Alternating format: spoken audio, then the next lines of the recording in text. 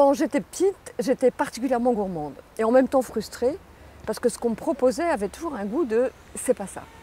Du coup, j'avais constamment envie de cuisiner, mais comme je n'avais pas toujours le droit, je passais des heures en salivant à lire et relire, comme on lit un roman, les 1000 pages du seul bouquin de cuisine qui traînait à la maison, qui s'appelait « L'art culinaire français ». Et j'élaborais des recettes imaginaires. Et dès que j'ai commencé à vivre seule, à 17 ans, je faisais mes soupes maison. Enfin, quand je dis maison, c'était une studette de 8 mètres carrés. Et je faisais mon pain dans un mini-four. Et déjà, j'achetais rien, pratiquement rien de tout préparé. Même quand je vais au théâtre à 20 ans, en tournée à travers la France, je trimballais dans les hôtels ma nourriture bio, choisie avec soin, pour surtout pas aller dans les restaurants le soir. À 21 ans, changement de décor, là, j'avais la chance de faire la tournée des plus grands chefs français avec mon premier mari.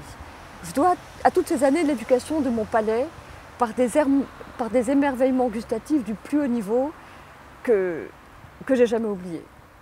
À la même époque, allaitant mon fils sur les bancs de la faculté de médecine de la Rivoisière, je suis devenue naturopathe. Et là, j'ai pu vraiment inscrire au cœur de ma cuisine les principes naturels qui m'ont permis d'élever 4 enfants sans pratiquement avoir recours à la médecine.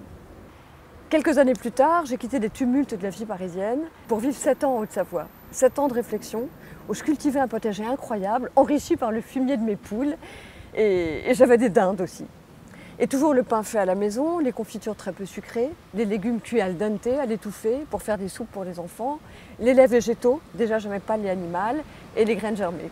Et j'excluais toujours, enfin de plus en plus, les produits industriels au profit du fait maison, tout en continuant à étudier les tendances culinaires et diététiques, parce que toujours ce goût de « c'est pas encore ça ».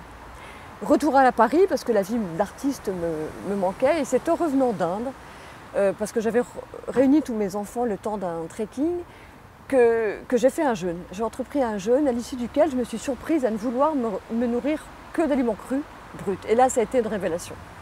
Une révélation sur laquelle je surfe encore aujourd'hui, et le goût de « c'est pas ça » avait enfin disparu. J'avais trouvé ma nourriture. Là, je débordais d'énergie.